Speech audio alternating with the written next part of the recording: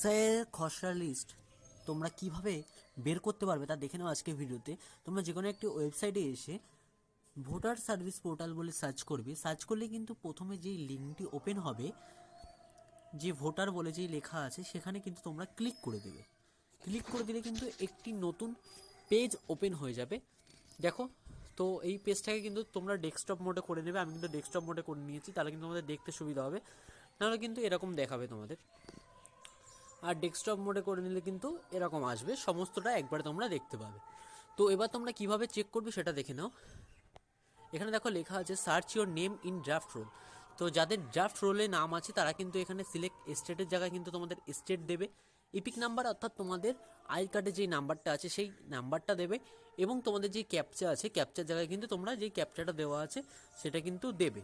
দিয়ে কিন্তু সাবমিট করলে কিন্তু তোমাদের দিয়ে যদি তোমরা কিন্তু সাবমিট করো, তাহলে কিন্তু এই নিচে তোমাদের কিন্তু খসড়ার তালিকা কিন্তু তোমাদের দেখিয়ে দেবে। তো আর তোমরা যদি ড্রাফট রোল দেখতে চাও, তাহলে কিন্তু ড্রাফট রোলও কিন্তু তোমরা এখানে পেয়ে যাবে।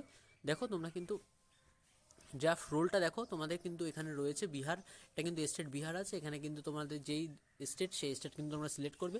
ডিস্ট্রিক্ট তোমাদের যেটা থাকবে সেটা কিন্তু তোমরা ডিস্ট্রিক্ট হিসেবে সিলেক্ট করবে।